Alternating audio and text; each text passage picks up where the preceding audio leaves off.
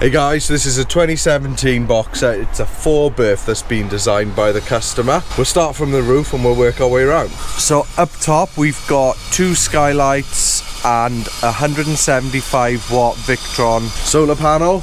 Now for the skylights he's actually opted for the Sky Maxes, and nice simple. You get the fly screen, blackout blind and the LED lights. So he's gone for one at the front and one just at the rear. He's also opted for the full slatted ceiling.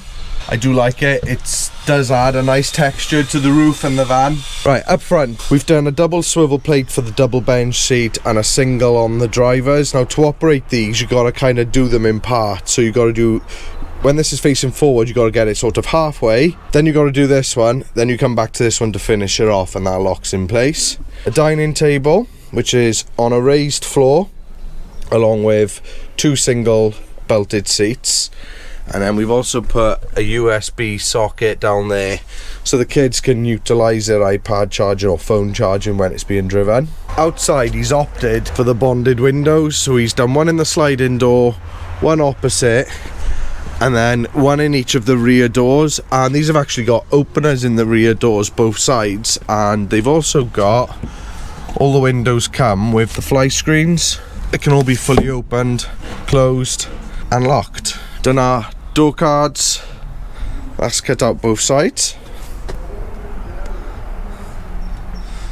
And then from the rear, at the rear we got 2 bed USB lights. Now he's actually opted for a bigger 1500 width bed, so it's a king size width on the bed because he's got 2 young children, and I think their initial plans is they're going to utilize this space. So we've put an opening in the bulkhead and he's hoping he can use this space for the kids.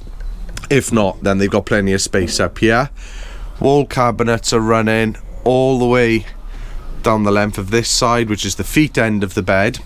And we've also recessed this section in because this allows us to get a full 1900 mattress in. And then we've also got LED light bars that run the whole length of the wall units here. In the bottom we've put an Ultra oak effect flooring. His battery is housed in here and his electrics are housed in here. Now when we built this we didn't actually intend on putting a cupboard over the top. It was all exposed because a lot of people like to obviously show the electrics off. But as the kids are coming down here, customer, could we get a cupboard of some sort on?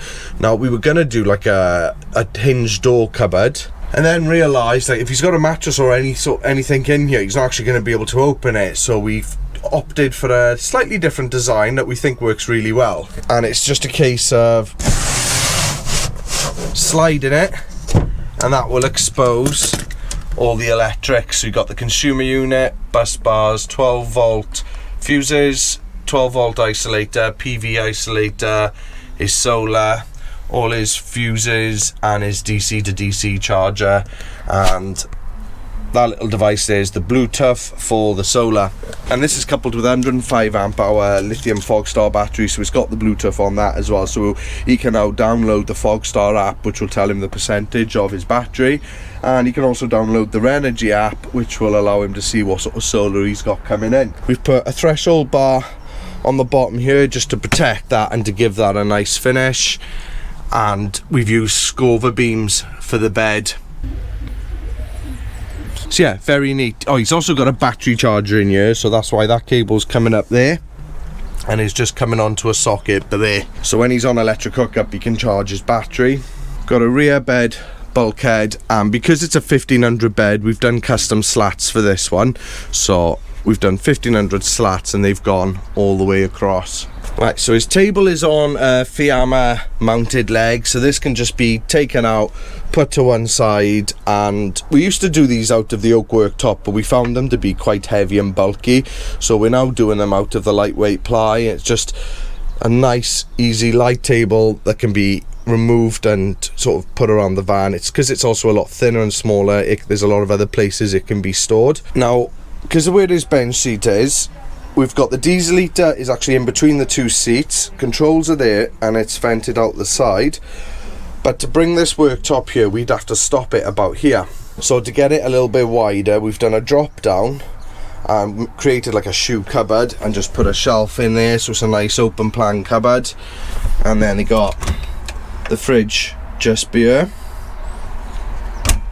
bit of worktop space. Above top he's got a 230 socket, a 12 volt socket for a TV, and this switch controls the lights underneath here, and they're quite smart. As we've done a full build for him, he's going to get one of our chopping boards and a couple of our coasters done by Laser X. On this side we've got the sink unit, which he's having the jerry cans, so he's got 2 cans in there, and then he's having his waste is going to the outside, and he's got a collapsible bucket he's going to use to just place under the van and catch his waste and keep what's under there for fresh water. For his sink we got a glass top, and the tap just pops up like that. Now what we've done is we've fitted a switch here which turns this on. I don't know, yeah, we've got the pump in, it can go outside, it's only fresh water, so that's running nicely. When you're done you can just pop that down and that's stowed away. He's got another 230 socket. This one controls the light bar for this wall unit, and these two control the lights on the back and the rear skylight. And then because his chairs, he's got a double belted seat here, obviously it comes out quite far, so we couldn't run this worktop all the way across because it would be too tight here. So what we've done is we've done a nice step in and just done another cupboard there for him, and that's got 2 shelves in as well. And carrying on from how we said we were doing our base cabinets from now on, we've also got it off the floor by about 65mm and put a plinth on it, and then we've got the nice back panels on here, and then that's been covered then with an end panel and a back panel along with the aluminium corner profiles. And of course I gotta put a cheeky badge on. Martin did the worktop on this one, but again we've done a nice small bevel just on the top. We got the drip groove just underneath, and then he's just done a nice radius here to coincide with the curved corner there, and he's also done a nice curved corner there just to make it look a little bit nicer. And that's all been treated, top, bottom, all the sides, and then it's all been sealed in. And then the wall cabinets are on the stay hinges, and the tongue and groove just follows all the way up here. And then we've got an end panel, and then this goes into the 2 in the bedroom where the carpet from the bedroom flows up to there.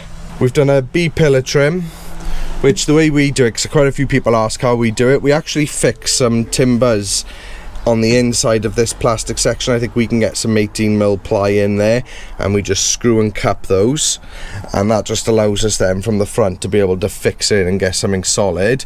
Now Shane did a really good job carpeting this when he got it down nicely into the sides, both sides, so we didn't have to do the end panels we normally do, and then this front bit comes up here. So because it's so nice up there, we thought to create extra storage and they can get bigger things up there rather than having a limited opening, we've just been able to do this nicely underneath all the way across. So we really enjoyed doing this van. It was a nice van to do. It was pretty clean, pretty straightforward. As I said, there was no underslung tanks and water systems to pipe in and all that sort of stuff, so bit of a simpler build, but turns out really nice. And on the reveals for all the windows, what we've done is we've revealed them all in, but we've actually got 5mm gap, so we keep them 5mm off the glass, because if there's any expansion, we don't obviously want that touching the glass with the van driving. It's just going to be putting pressure against it, potentially cracking it. And then to finish that, just put some nice pine corner strips on. Another thing a lot of people have been asking is how we do the strips. Now we don't cheat, but we make them ourselves. So what we actually do is we buy 8mm tongue and groove board, and we can actually get 2 slats per board, because if you go and buy pine as it is, it works out a lot more expensive, and it doesn't come to the sizes we particularly want. So we've been able to get 2 slats from each one. We rip it down on a table saw, but 8mm is also too thick, so we then put it through a thicknesser and get it down to 6mm, and they come out really, really well, I think. So yes, that's another fan done and dusted. They are on their way today to come and pick it up. I've just fitted the table because we did originally buy the wall mounted version, but because there's such a small section there where the table could actually be mounted, it was too small and I didn't like how weak it felt. So we were waiting on this floor mount table system to arrive, and that literally arrived about an hour ago, so we've got that in, and that completes this fan 100%. Customers are about an hour away from coming to pick this up, so I will ask them if they're happy for me to record a customer reaction video again, because I know some of you really enjoy that. Obviously not everyone wants to be recorded, and I get that as well, but we'll ask the question, and if they do, it'll follow on from this. We got another customer who's happy to record, so we got Scott and Anita just about to go into their van. Thank you. There you go, mate. I'll just let you go and have a nosy a minute. Okay. And then we'll run through everything in a bit.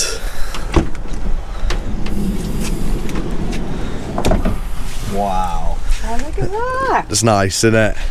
Look at the detail. Oh, I'm going to step in. Go in.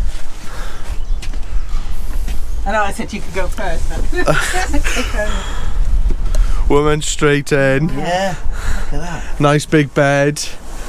Very big. oh, so much more space I actually thought of that. It's not bad, is it? Because then we got a king size bed in here. I think it's been laid out and designed. Like, we've taken the kitchen units back just a little bit, just to create some more open space for you. Oh, nice. That looks really nice. Yeah, boxed all in, but because you said you might need access, what we've done is we've got surface screws on cups. Yep. So there's about 8 screws you can take out, and these are all just panelled, and you'll be able to strip it all down if you was to need to. Brilliant. I love it. The ceiling looks so incredible good. as well. Wow. Right, I'm going to show them all around, and then what we'll do is we'll come back to them and we'll ask them what they really think in a bit. So we've got the seats turned around, Scott's ready to drive off. All good. What do you think, mate? Amazing, yeah. The attention to detail is incredible. So, Oh, yeah, cheers, very pleased. buddy. Thank you very much. No, you're very Really, welcome. really But we do have one issue with this fan. So when we got it, I don't know if you've seen in a previous video, but we had a massive rust spot by here, and we quickly realised that it was leaking on this top seal but here, and the seal was quite old. So Scott ordered a brand new seal, sent it to us, and we fitted a brand new seal, and it just rained and we noticed water is still coming through. So what me and Martin have just done is you got a bracket here which we've just pulled in tighter, and there's also a bracket but here which we've pulled in tighter. So we've got it in on its tightest setting to get it as tight up against it as we can, and it's still leaking. Now we checked, the door is miles away from our kitchen and wall cabinet, but also the door cards we put on are all away from that seal. Like, they're close because that's how we design it, but none of them are fouling the seal. But obviously it was leaking before, so we know there's a problem. Does anyone know what might be causing that? Because I'd love to go back to the customer. So we've tried to solve it today and we haven't been able to. We've made it better, but if anyone knows what's causing that, could you just drop us a comment or send me an email, because I'd like to pass that information on to Scott. All good.